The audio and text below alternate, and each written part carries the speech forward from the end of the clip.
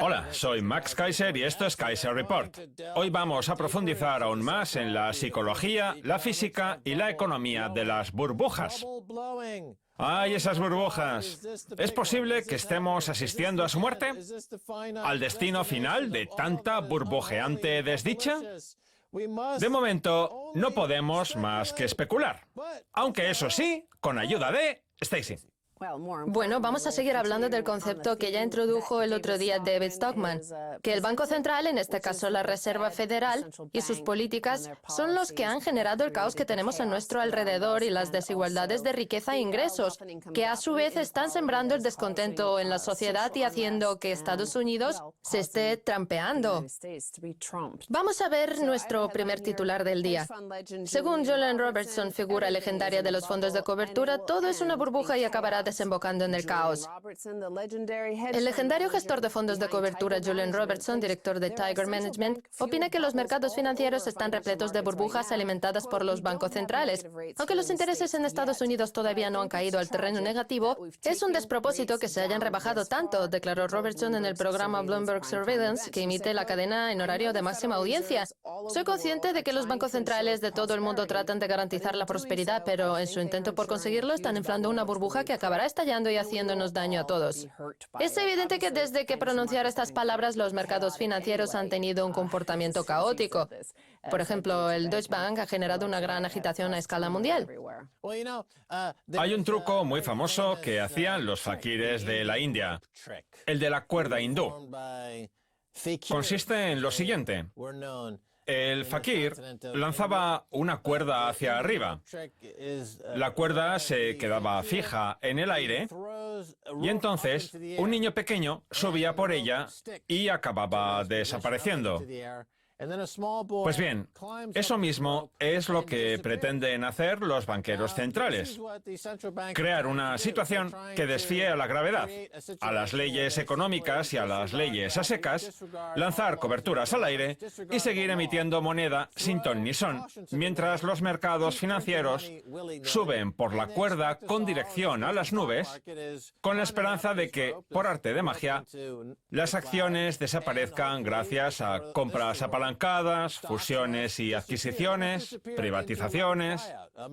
Esperan poder vender la economía mundial, que mueve muchos billones de dólares, a un precio elevado, sin que nadie se preocupe de llevar la contabilidad para comprobar si existe un nivel de ganancias y de flujo de caja que justifique esos precios tan elevados. No en vano, la economía de hoy no ofrece los salarios necesarios para que los trabajadores puedan comprar productos y que las ganancias y las acciones de esas empresas suban. Todo se basa en esa idea de desafiar a la gravedad subiendo por esa cuerda hasta desaparecer en la tierra prometida de las compras con capital privado. Dicen que todos tenemos derecho a ser multimillonarios y que no dejarán a ninguno de ellos en la estacada a pesar de que nos encontramos con uno en cada esquina.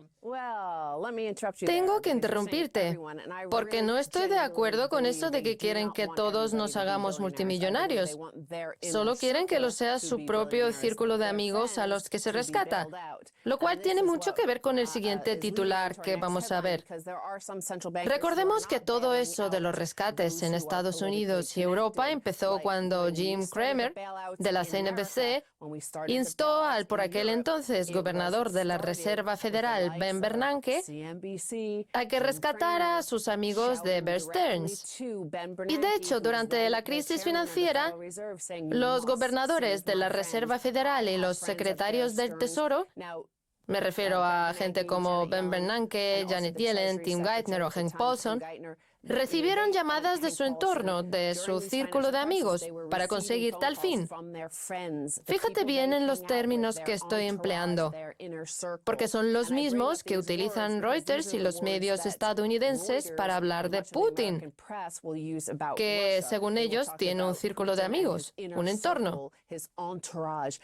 Pues bien, ya que en la entrevista del otro día David Stockman hablaba de la gobernadora del Banco Central de Rusia, Vamos a ver un titular de la semana pasada de Reuters sobre la institución que preside. La gobernadora del Banco Central de Rusia no cruzó la raya. Es como si hubiera dibujado una raya en la arena para establecer los límites de su postura, a pesar de los poderosos multimillonarios, como el director de Rosneft, que se enfrentaron a ella reclamándole rescates como los que han concedido la Reserva Federal o el BCE. Un jueves por la tarde del mes de marzo, Elvira Nabiullina, gobernadora del Banco Central de Rusia, salió victoriosa de su enfrentamiento con un rival que pretendía ganar influencia en el entorno del presidente Vladimir Putin. En una reunión presidida por Putin, el ministro de Economía, Alexei Ulukayev, buscó el beneplácito del presidente para que el Banco Central concediera 140.000 millones de rublos, unos 2.200 millones de dólares, a los bancos.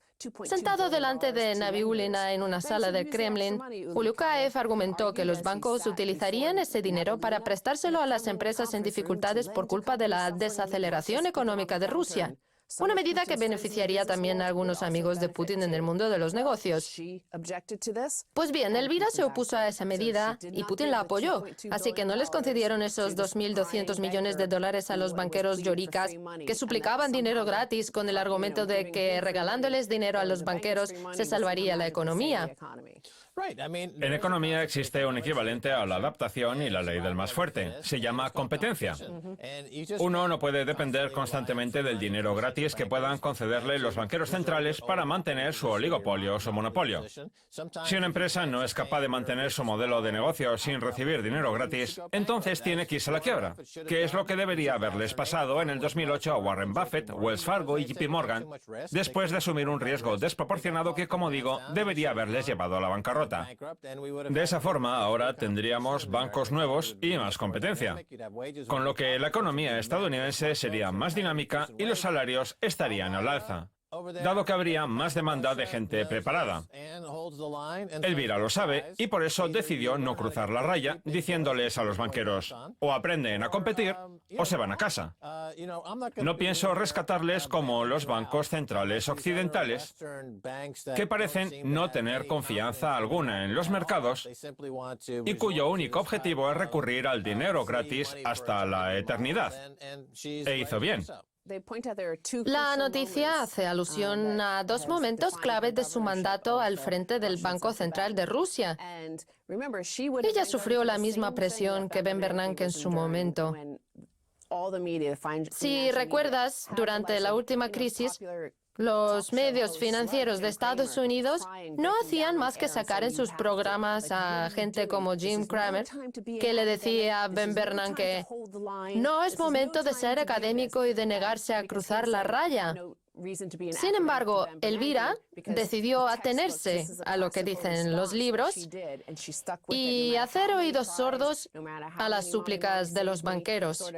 El primer momento clave fue su decisión de permitir la libre fluctuación del rublo en el momento en que la presión deflacionista sobre la divisa se hizo demasiado grande, una decisión tras la cual el rublo se tornó extremadamente volátil, cayendo a su mínimo histórico hasta rozar los 86 rublos por dólar a principios del 2016, cuando a principios del 2014, coincidiendo con el agravamiento de la crisis de Ucrania, un dólar se cambiaba por 35 rublos. Nosotros ya nos hicimos eco en su momento de esa decisión de dejar fluctuar al rublo libremente, y aunque a gran parte de la prensa occidental no le pareció bien, porque lo único que querían era mofarse de la situación de Rusia, la medida logró exactamente lo que pretendía, salvaguardar las reservas de oro y divisas del Banco Central ruso, que supo protegerse a pesar de las súplicas.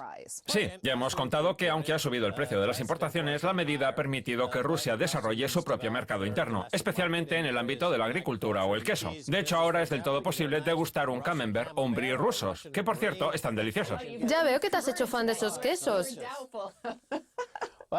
Y lo mismo puede decirse de los vinos o los caracoles rusos. Eso por no hablar del caviar, que ya lo tenían antes. El caso es que han desarrollado su propio mercado interno en un movimiento que ha resultado acertado por su parte. Eso es lo que debe hacer toda economía que quiera competir. Vamos a ver cuál fue el segundo momento clave de su mandato. La noche del 15 de diciembre del 2014, cuando el pánico se apoderaba del mercado de divisas ruso, el Banco Central anunció una subida de intereses del 6,5 hasta el 17%, una medida que amenazaba a los bancos con cosechar grandes pérdidas ante la dificultad que experimentarían sus clientes a la hora de saldar sus deudas teniendo que pagar un interés mayor. Aquí vemos una vez más que Elvira decidió no cruzar la raya haciendo algo parecido a lo que ya hizo Paul Volcker en 1900... ¿Cuándo fue? A principios de los 80. Y todos lo odiaron por ello. Obviamente. Los banqueros sobre todo. El 21 de agosto de 1971, Nixon cerró la ventana del oro, poniendo fin a la norma del oro. Una medida que provocó un aumento de la inflación y que los intereses del bono a 10 años se situaran en torno al 15 o al 16%. Pues bien, ¿qué fue lo que hizo Volcker para tratar de frenar la inflación? Subir los intereses, generando al principio momentos de dolor, pero sentando las bases de lo que luego sería este periodo alcista que hemos vivido en el mercado bursátil y en el mercado de deuda en los últimos 30 años. Lo que pasa es que otros tendrían que haber hecho lo mismo. Por ejemplo, Alan Greenspan cuando habló de una exuberancia irracional en los mercados o cuando se tiene un mercado de deuda desbocado. Los intereses no deberían pasar al terreno negativo, es un suicidio económico. Por último, la noticia hace referencia al segundo banco ruso. Andrei Kostin, director ejecutivo de VTB, el segundo mayor banco de Rusia y poderoso aliado de Putin, reconoció que los grandes bancos habían acudido al Kremlin a solicitarle al gobierno que tomara medidas que suavizaran sus pérdidas. Fíjate en que Reuters defiende a Kostin como un poderoso aliado de Putin. Pues bien, lo mismo puede decirse de Jamie Dimon respecto a Hillary o a Obama. Sin embargo, del Banco Central estadounidense, del problema que supone el hecho de que los banqueros sean aliados de los banqueros centrales, no hablan. Nos dijeron, vamos a respetar la política marcada por el Banco Central. El acceso al dinero será caro y no vamos a tomar medidas que contribuyan a aumentar la rentabilidad de los bancos, recordaba Kostin en una entrevista concedida a Reuters en junio. Nosotros contribuimos con el capital y ustedes han de ser quienes asuman las pérdidas. Todo eso después de que fuera a suplicarles a sus amigos del gobierno y que el gobierno le dijera, basta de súplicas. Durante la crisis del 2008, gente de Wall Street como Jamie Dimon, Warren Buffett o Lloyd Blankfein visitaron la Casa Blanca docenas de veces, más que nadie, a excepción quizás de los contratistas de defensa. Todos ellos forman parte de una misma camarilla de cómplices que dedican el dinero que ganan en Wall Street a financiar las campañas de reelección de ciertos políticos. Y el acuerdo tácito consiste en modificar la ley para que aún resulte más sencillo robarnos a todos. En fin, tenemos que irnos. Es hora de pasar a la segunda parte. Pero no cruzaremos la raya. Vi a alguien tambalearse, pero sin cruzar la raya. Era Elvira la rusa. ¿Esa canción es de Johnny Cash? No. Y por cierto, cantando así jamás te eran banquero central. Quédense con nosotros, no se pierda la segunda parte.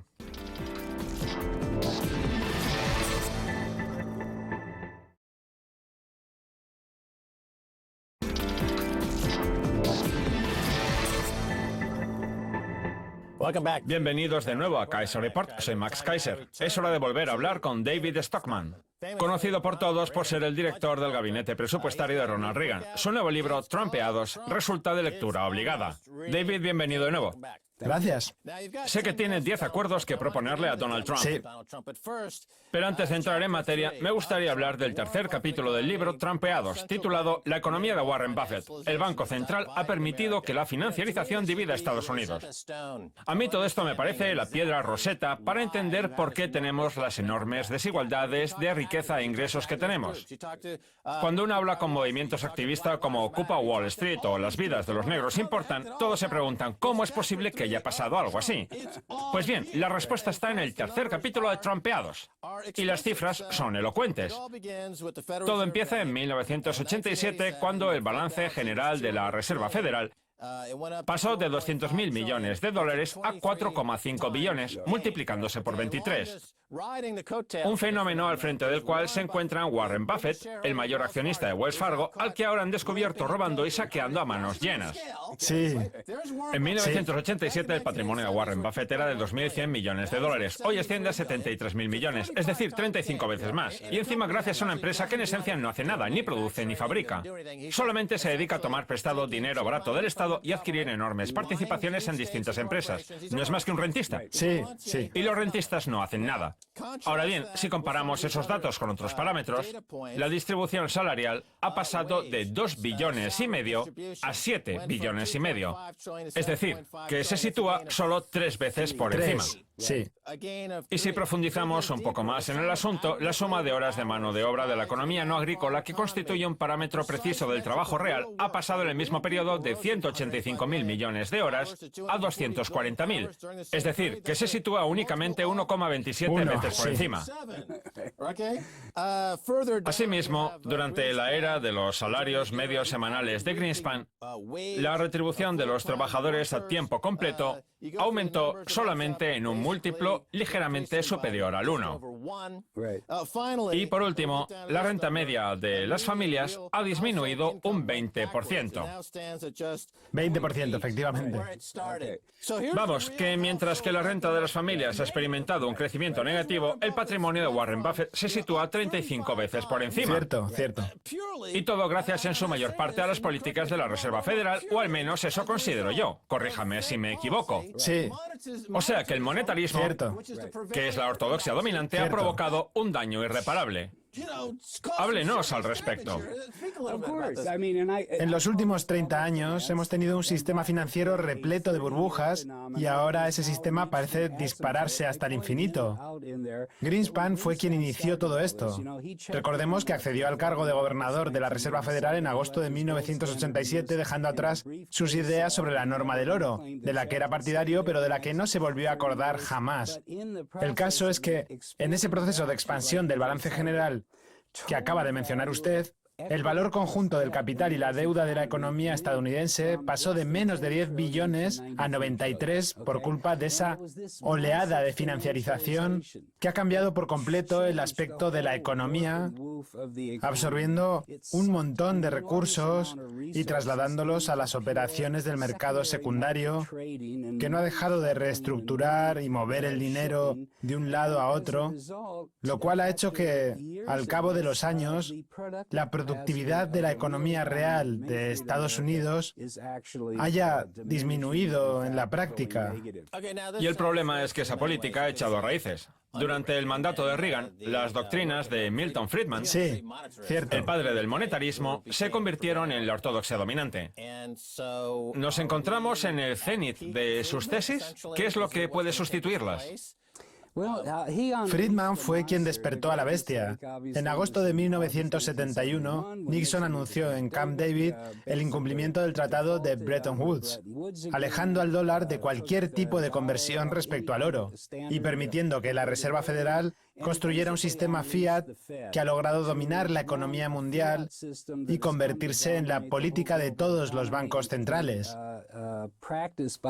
La verdad es que la idea tardó tiempo en asentarse, e incluso hubo un periodo en el que Volcker se dio cuenta de que la cosa se estaba saliendo de madre y había que reconducirla. Pero con la llegada de Greenspan, el concepto se fue extendiendo cada vez más hasta llegar al despropósito que tenemos hoy en día.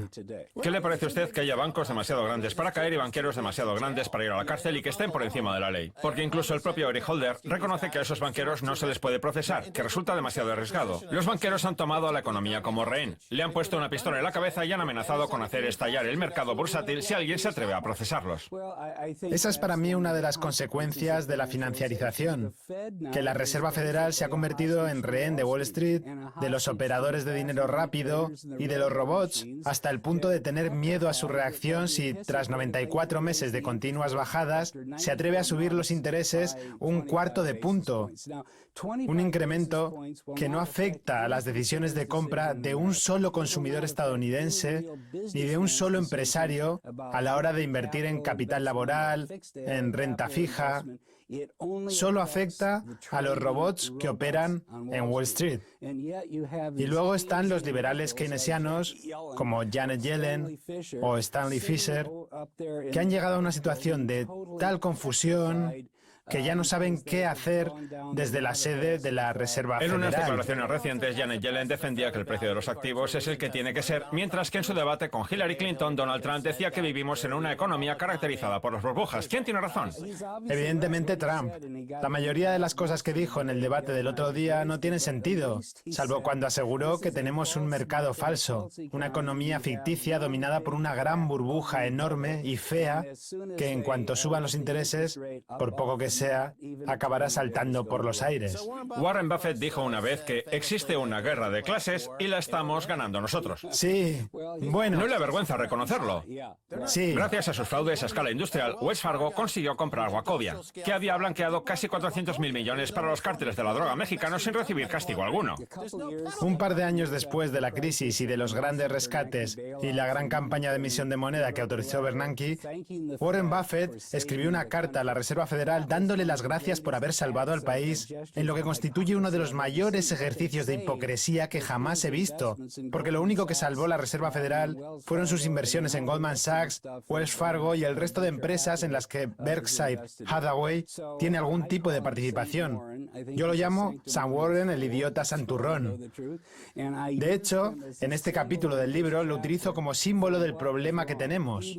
Puede ser un gestor de activos digno para una compañía de seguros de Omaha, pero nadie incrementa su patrimonio 35 veces en 29 años simplemente haciendo pasar lo que debería ser una cartera de bonos de unas manos a otras. Ese aumento de su patrimonio ha sido posible gracias a que él ha sido uno de los que ha propiciado esa burbuja. Una burbuja que ha hecho que exista un reducido porcentaje de la población que posee activos financieros por valor de billones de dólares. Es posible que hayan inventado nuevos productos, pero lo que está claro es que el valor actual de sus activos está 100 veces por encima de su valor real. Yo no sé si Facebook durará o no, aunque creo que es una herramienta que para los jóvenes está bien. Sí, pero cuando esos innovadores diseñan algo nuevo que rápidamente se hace popular, Lo que está claro es que Facebook no vale 400.000 millones.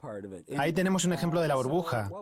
Hemos distorsionado el capitalismo hasta tal punto que ya ha dejado de funcionar. Y como digo en el libro, está dejando al interior de Estados Unidos atrás. recordemos el título del libro, Trumpeados. Su autor es David Stockman. Es director del gabinete presupuestario de Ronald Reagan. En fin, vamos a hablar ahora sí de los 10 acuerdos que propone el libro para Donald Trump. No nos queda mucho tiempo, así que seguramente no nos dé tiempo a ver los 10. Pero bueno, cuéntenos.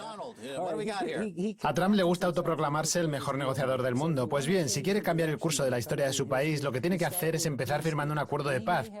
Algo que posiblemente ya tenga en mente, sellar un acuerdo con Putin que ponga fin definitivamente a la Guerra Fría, que deje claro que la OTAN está obsoleta, que haga que Rusia se comprometa a abordar el problema que hay en la parte oriental de Ucrania, la de habla rusa, mientras Estados Unidos se dedica a calmar los ánimos en la occidental, que fomente la cooperación entre ambos en el Medio Oriente, que ponga fin a la lucha que mantienen en Siria Rusia y Estados Unidos y que apoye a los chiíes que mantienen una rivalidad histórica tan fuerte con lo que ahora es el Estado Islámico que en 7 u 8 meses habrán acabado con él. Ese es el primer acuerdo. Pasemos al segundo. Solo me queda decir que con el primer acuerdo se reduciría drásticamente el presupuesto de defensa. El segundo acuerdo debería ser en el ámbito laboral. Contrariamente a lo que dice él, yo creo que después de todos los puestos de trabajo que hemos externalizado y de todo lo que hemos inflado la economía, lo que habría que hacer sería eliminar por completo los impuestos de los salarios, que al ser los más elevados del mundo, no pueden competir con los bienes y servicios que se producen en China o en la India. Con ese 15% se ahorrarían 1,1 billones al año. Pero no solo eso. Ese impuesto habría que sustituirlo por otro impuesto a las importaciones y al consumo. Reagan lo bajó, ¿no? No, desgraciadamente lo subió. Pero insisto, lo más conveniente en este momento es bajar los impuestos de los salarios de 160 millones de trabajadores. De esa forma se eliminaría esa pesada carga sobre los salarios y la economía se volvería algo más competitiva. El tercer acuerdo es lo que yo llamo un acuerdo por el dinero seguro, con el que básicamente se pondría fin a la Reserva Federal y al Comité Federal de Mercado Abierto. El Banco Central no debería comprar ni un solo dólar más de deuda pública. Lo que habría que hacer es recuperar la idea de Karl Glass y que la Reserva Federal pasara a ser un banco de banqueros, una fuente constante de liquidez que dejara que los mercados fueran quienes establecieran las tasas de interés. Y si alguien tiene una buena garantía que ofrecer, que pague una penalización por encima del precio de mercado.